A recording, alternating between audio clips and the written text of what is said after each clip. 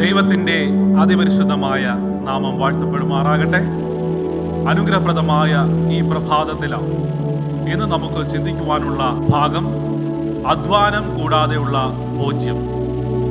പുറപ്പാട് പുസ്തകം 16-ാം അധ്യായം അതിൻ്റെ 23-ാമത്തെ വാക്യം ഇപ്രകാരം നമ്മെ ഓർമ്മപ്പെടുത്തുന്നു.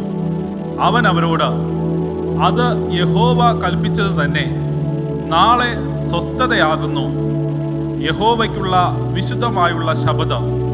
ചുടുവാനുള്ളത് ചുടുവിൻ, പാകം ചെയ്യുവാനുള്ളത് പാകം ചെയ്യുവിൻ, ശേഷിക്കുന്നതൊക്കെയും നാളത്തേക്ക് സൂക്ഷിച്ചു വെപ്പിൻ. ഭക്ഷ്യ മരുഭൂമികളെ കുറിച്ച് നിങ്ങൾ കേട്ടിട്ടുണ്ടോ? യുണൈറ്റഡ് സ്റ്റേറ്റിന്റെ ചില ഭാഗങ്ങളിൽ, ചില സ്ഥലങ്ങളിൽ ഇപ്രകാരം ഭക്ഷ്യ മരുഭൂമികളെന്ന് അറിയപ്പെടുന്നുണ്ട്.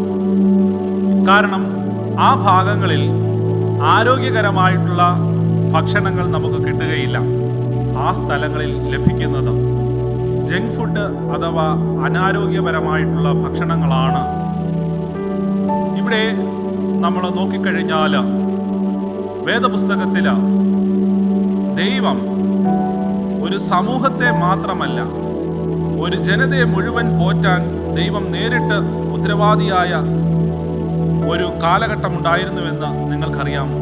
ദൈവം ജനത്തെ, ഇസ്രായേൽ മക്കളെ നയിച്ചു കൊണ്ടുവരുന്നതായിട്ടുള്ള സാഹചര്യത്തിൽ അവർക്ക് എല്ലാ ദിവസവും ഭക്ഷണം കൊടുക്കുകയും ഇസ്രായേലിയർക്ക് ദിവസേനയുള്ള മന്ന വാഗ്ദാനം ചെയ്യപ്പെട്ട സംഭവം ഒരു വലിയ യാത്രയുടെ പശ്ചാത്തലത്തിൽ പുറപ്പാട് പുസ്തകത്തിൽ നാം ഇതിനെക്കുറിച്ച് കാണുന്നു.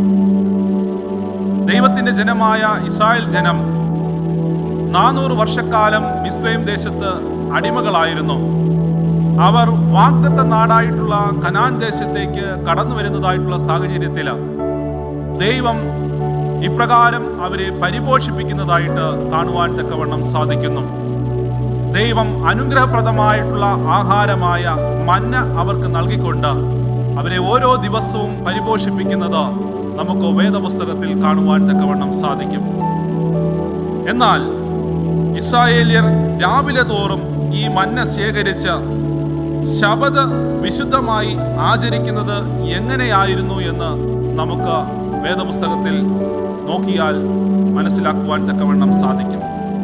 ആഴ്ചയിലെ 6-ാം ദിവസം നമുക്കറിയാം, ഇപ്പോഴത്തെ വെള്ളിയാഴ്ച, ഇസ്രായേല്യരോട് ഇരട്ടി ഭാഗം ശേഖരിക്കുവാൻ തക്കവണ്ണം ദൈവം അവരോട് കൽപ്പിക്കാറുണ്ട്. ആഴ്ചയിലെ മറ്റേതെങ്കിലും ദിവസം അങ്ങനെ ചെയ്താൽ അവശിഷ്ടങ്ങൾ പെട്ടെന്ന് തന്നെ കേടാകും. കാരണം ശബദിന് അത്രയധികം പ്രാധാന്യമാണ് ദൈവം കൊടുക്കുന്നത്. മറ്റേതൊരു ദിവസം പോലെയല്ല ശബദിനെ ദൈവം കണക്കാക്കുന്നത്.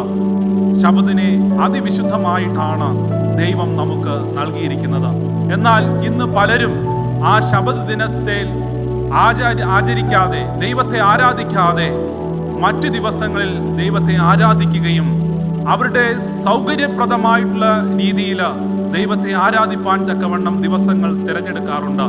എന്നാൽ ശബദ് ദിവസത്തെ പ്രാധാന്യത്തെക്കുറിച്ച് നമുക്ക് മന്നയുടെ ചരിത്രത്തിൽ നമുക്ക് കാണുവാൻ തക്കവണ്ണം സാധിക്കും. അവരുടെ ഭക്ഷണം ശബദ് ദിവസത്തിൽ, അതായത് വെള്ളിയാഴ്ച അവർ ശേഖരിക്കുന്നതായിട്ടുള്ള ഭക്ഷണം ശബദ് ദിവസത്തിൽ അത് കേടുകൂടാതെ വളരെ പുതുക്കത്തോടെ ഇരിക്കുന്നതായിട്ട് നമുക്ക് വേദപുസ്തകത്തിലൂടെ മനസ്സിലാക്കുവാൻ തക്കവണ്ണം സാധിക്കും. 40 വർഷം, അതായത് 2000-ത്തിലധികം പ്രതിവാര ശബദ് ദിവസങ്ങളിൽ ഈ പദ്ധതി ദൈവം നടപ്പാക്കി. ആകാശത്തിലെ പറവുകളെ നോക്കുവിൻ, സ്വർഗസ്ഥനായ നിങ്ങളുടെ പിതാവ് അവയെ പുലർത്തുന്നു. അവയേക്കാൾ നിങ്ങൾ ഏറ്റവും വിശേഷതയുള്ളവരല്ലയോ? മത്തായിയുടെ സുവിശേഷം 6-ാം അധ്യായം 26-ാമത്തെ വാക്യം ഇപ്രകാരം നമ്മെ ഓർമ്മിപ്പിക്കുന്നു എന്ന് പറഞ്ഞപ്പോൾ ഒരുപക്ഷെ യേശു ഈ ദൈവിക പരിപാലനത്തെയാണ് സൂചിപ്പിച്ചിരുന്നത്. കാരണം ദൈവത്തിന്റെ മാറ്റമില്ലാത്ത വചനത്തിൽ ഇപ്രകാരം നമ്മെ ഓർമ്മപ്പെടുത്തുന്നു, ദൈവം ഇസ്രായേൽ മക്കളെ പരിപോഷിപ്പിച്ചത് ശബദിന്റെ പ്രാധാന്യതയോടുകൂടിയാണ് അവരെ പരിപോഷിപ്പിച്ചത്. മന്നയുടെ ഈ അത്ഭുതം സങ്കീർത്തനങ്ങൾ 37 അതിന്റെ 25-ാമത്തെ ഭാഗത്തും നമുക്കൊരു വാഗ്ദാനം കാണുവാൻ തക്കവണ്ണം സാധിക്കുന്നു. ഞാൻ ബാലനായിരുന്നു, വൃദ്ധനായി തീർന്നു, നീതിമാൻ തുണയില്ലാതിരിക്കുന്നതും അവന്റെ സന്തതി ആഹാരം ഇരക്കുന്നതും ഞാൻ കണ്ടിട്ടില്ല. നമ്മൾ ദൈവത്തെ വിശ്വസ്തയോടുകൂടെ, പ്രാർത്ഥനയോടുകൂടെ ദൈവസന്നിധിയിൽ നമ്മുടെ വിശ്വാസ ജീവിതം അർപ്പിച്ചുകൊണ്ട് മുന്നോട്ട് പോകുകയാണെങ്കിൽ, ശബദിനെ നമ്മൾ അതിൻ്റെ പവിത്രതയോടുകൂടെ ആചരിക്കുകയാണ് എങ്കിൽ തീർച്ചയായിട്ടും നമുക്ക് അനുഗ്രഹങ്ങൾ ദൈവത്തിൻ്റെ കരങ്ങളിൽ നിന്ന് ലഭിക്കുക തന്നെ ചെയ്യും എന്ന് പറഞ്ഞുകൊണ്ട് ഞാൻ എൻ്റെ വാക്കുകൾ ഉപസംഹരിക്കുന്നു. നമുക്കൊരു നിമിഷം കണ്ണുകളടയ്ക്കാം, പ്രാർത്ഥിക്കാം. മഹോന്നതങ്ങളിൽ വാസം ചെയ്യുന്ന അടിയങ്ങളുടെ കർത്താവേ, ഇന്ന് ദൈവമേ ഞങ്ങൾക്ക് നൽകിയതായിട്ടുള്ള ഈ വചനത്തെ ഓർത്ത് നന്ദിയോടെ സ്തുതിക്കുന്നു നാഥ. ദൈവമേ, മന്നയുടേതായിട്ടുള്ള ചരിത്രം ഞങ്ങൾ അറിഞ്ഞല്ലോ നാഥ. അപ്രകാരം ശബദിൻ്റെ വിശുദ്ധി ഞങ്ങൾ അശുദ്ധമാക്കാതെ വിശുദ്ധിയോടുകൂടെ തന്നെ ദൈവത്തെ ആരാധിപ്പാൻ തക്കവണ്ണം ഇവിടെ ഞങ്ങളെ ഓരോരുത്തരെയും സഹായിക്കണം.